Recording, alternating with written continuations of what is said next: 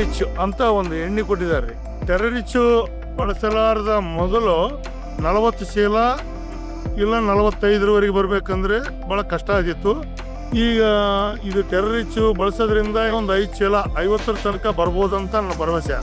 ಈಗ ಇದು ಟೆರರಿಚ್ಚು ಬಳಸೋದ್ರಿಂದ ಲದ್ದಿ ಇಲ್ಲ, ಗ್ರೋತ್ ಚೆನ್ನಾಗಿ ಬಂದಿದೆ, ಸುಳಿ ಬಿದ್ದಿಲ್ಲ, ಬೇರು ಚೆನ್ನಾಗಿ ಬಂದಿದ್ದಾವೆ, ಹೊಲ ಬಿರುಸೈತೆ, ಮಳೆ ಬಂದ್ರೂ ಬೀಳಲ್ಲ.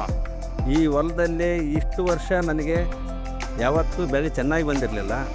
ಟೆರರಿಚ್ ಹಾಕಿದ ಮೇಲೆ ಬೆಳೆ ಚೆನ್ನಾಗಿ ಬಂದಿದೆ, ಗ್ರೋತ್ ಚೆನ್ನಾಗಿದೆ, ಬಡ್ಡಿ ಚೆನ್ನಾಗಿದೆ, ಕಾಳು ಶೈನಿಂಗ್ ಇದೆ, ಎಲ್ಲ ಚೆನ್ನಾಗಿ ಕಾಣುತ್ತೆ. ಟೆರರಿಚ್ ಹಾಕಿದ್ದು 55 ಮೂಟೆ ಬಂದಿದೆ. ಟೆರರಿಚ್ ಹಾಕಲಾರದು 50 ಮೂಟೆ ಬಂದಿದೆ ಸರ್ ಎಕರೆಗೆ ಸರ್. ಟೆರರಿಚ್ ಬಳಸಿ ರೈತರಿಗೆ ಭಾಳ ಅನುಕೂಲ ಆಗುತ್ತೆ ಸರ್. ಎಲ್ಲರೂ ಬಳಕೆ ಮಾಡಿ ಇಳುವರಿ ಹೆಚ್ಚಿಗೆ ಪಡೀರಿ. ಟೆರರಿಚ್ ಹಾಕೋದ್ರಿಂದ ನಾನು ಈ ವರ್ಷ ಹಾಕಿದ್ದೀವಿ, ಮುಂದೆ ಎಲ್ಲ ಬೆಳೆಗೂ ಎಲ್ಲ ರೈತರಿಗೂ ನಾನು ಭರವಸೆ ಕೊಡ್ತೇನೆ ಸರ್. ಟೆರರಿಚ್ ಹಾಕೋದ್ರಿಂದ ಎಕರೆಗೆ 2ರಿಂದ 3 ಕ್ವಿಂಟಲ್ ಬಂದೇ ಬರ್ತೈತಿ ಅನ್ನೋ ಭರವಸೆಯಿಂದ ಹೇಳ್ತಿದ್ದೀನಿ.